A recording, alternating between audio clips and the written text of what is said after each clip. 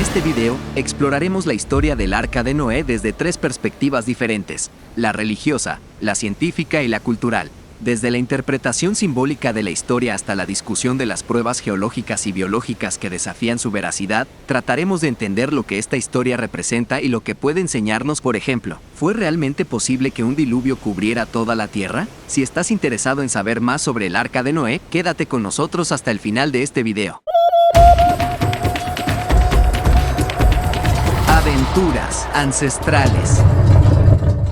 Para aquellos que no están familiarizados con la historia, aquí les va un breve resumen. Según el relato bíblico, Dios decidió enviar un diluvio para acabar con la vida en la tierra debido a la corrupción y maldad de los seres humanos. Dios salvó a Noé y su familia, así como a parejas de cada especie animal, al mandarles construir un enorme barco llamado el Arca de Noé. Después de 40 días y 40 noches, el diluvio terminó y el arca encalló en el monte Ararat, donde Noé y su familia pudieron repoblar la tierra. Perspectiva religiosa.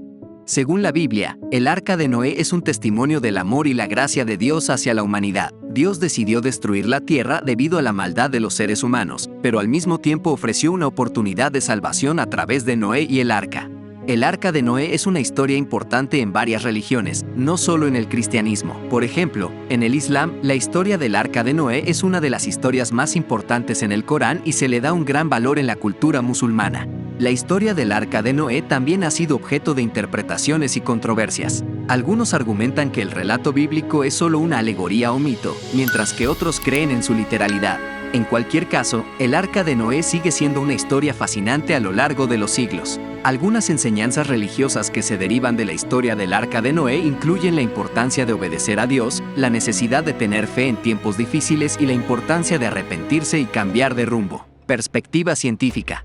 Desde un punto de vista científico, la historia del diluvio universal plantea muchas preguntas. Por ejemplo, ¿fue realmente posible que un diluvio cubriera toda la Tierra? ¿Cuáles son las pruebas geológicas y paleontológicas de la existencia de un evento así? ¿Cómo podría haber sobrevivido la vida en la Tierra después de tal evento? Los científicos han estudiado la historia del Arca de Noé desde diferentes ángulos, incluyendo la geología, la paleontología y la biología. Algunos argumentan que la historia del diluvio universal podría ser una reminiscencia de eventos geológicos reales, como las inundaciones en Mesopotamia que ocurrieron hace miles de años.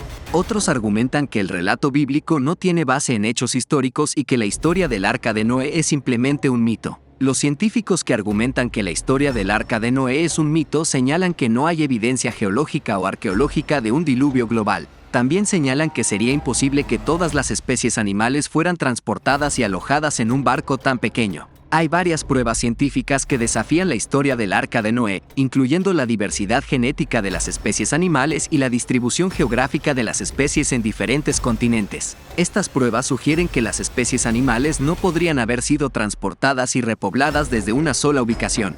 Dentro de estas afirmaciones tenemos a dos científicos de renombre con las siguientes posturas sobre el tema.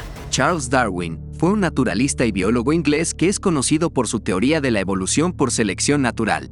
Darwin era escéptico respecto a la historia del Arca de Noé y escribió en su libro El origen de las especies, que el relato de la Biblia no puede ser tomado literalmente debido a las inconsistencias y errores en la historia. Richard Dawkins es un biólogo evolutivo británico conocido por sus ideas sobre el ateísmo y la evolución. Dawkins ha criticado la historia del Arca de Noé y ha argumentado que la idea de una inundación global y la supervivencia de todas las especies animales en un arca es imposible desde el punto de vista biológico y geológico. Para que podamos entender un poco mejor, si comparamos el Arca de Noé con vehículos de la era actual según las medidas que se describen en la Biblia, el Arca de Noé medía aproximadamente 137 metros de largo, 23 metros de ancho y 14 metros de altura. Esto significa que su volumen total era de alrededor de 43.000 metros cúbicos. Algunos expertos han comparado el tamaño del Arca de Noé con el de un portaaviones moderno. Por ejemplo, el portaaviones USS Nimitz, que es uno de los más grandes y avanzados del mundo, mide aproximadamente 333 metros de largo, 77 metros de ancho y 76 metros de altura, con un desplazamiento de alrededor de 100.000 toneladas.